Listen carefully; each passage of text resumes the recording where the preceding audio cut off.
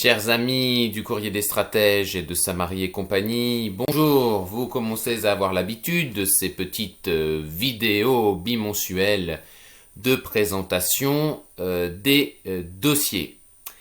Alors comme il y a 15 jours, deux annonces car deux contenus dans le prochain dossier.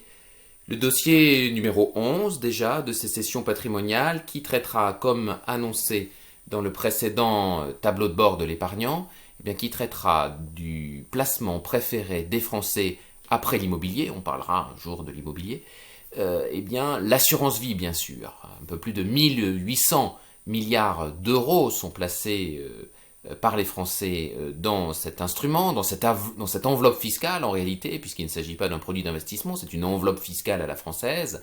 Et d'ailleurs, quand je dis à la française, on ira dans ce dossier qui paraîtra dimanche 4 décembre dans la boutique du Courrier des Stratèges, on ira voir de l'autre côté de la frontière, du côté du Luxembourg notamment, comment les assurances vie y sont organisées et y sont traités par exemple.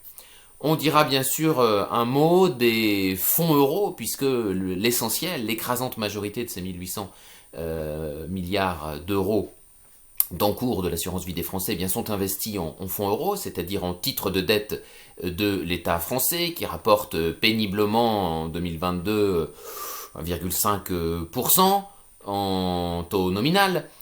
Donc évidemment avec 6% d'inflation et même plus, vous voyez qu'on est en taux réel très largement négatif. C'est ce qui commence d'ailleurs à inquiéter les Allemands et en réalité tous les fonds de pension scandinaves ou en tout cas des pays, des frugaux qui gèrent correctement leurs finances publiques.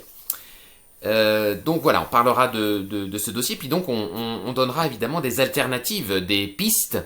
Est-ce qu'il faut clôturer son assurance vie et en ouvrir une nouvelle pour profiter de la hausse des taux?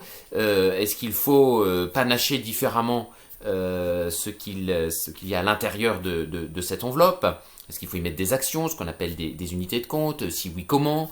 Est-ce qu'il faut faire une gestion plus directe, plus active de son assurance vie ou faire confiance aux intermédiaires? Voilà, nous aborderons toutes ces questions. Et puis, comme promis dans le précédent dossier, nous publierons le premier baromètre de l'ensemble du portefeuille, cash, actions, obligations, devises, avec évidemment le recul que l'on peut avoir sur, métaux précieux bien sûr, que l'on peut avoir sur la performance de chacun de ces compartiments, en gros depuis le mois de juin, puisque le premier dossier, le deuxième dossier pour être exact sur l'or, date du mois de juin, donc on aura peu de recul, mais tous les mois nous mettrons à jour la performance de ces différentes classes d'actifs que nous détenons chez Samarie et compagnie, vous le savez, les conseilleurs sont les payeurs, là en l'occurrence, et évidemment, nous formulerons différents commentaires, différentes interprétations, même si on manquera pour l'instant de recul. On sera amené très probablement, peut-être dès ce premier dossier, c'est encore en cours de rédaction et à l'étude, on pourra éventuellement présenter des variantes de ce portefeuille, c'est-à-dire qu'on pourra faire un portefeuille un peu plus dynamique, un portefeuille plus équilibré, un portefeuille prudent, en fonction de la pondération que vous avez décidé de mettre sur chacune de ces classes d'actifs en faisant quelques hypothèses. Voilà, à retrouver dimanche 4 décembre dans la boutique du Courrier des Stratèges, le dossier numéro 11 et son baromètre du portefeuille du Courrier des Stratèges, du portefeuille de sécession. Dimanche 4 décembre. À bientôt.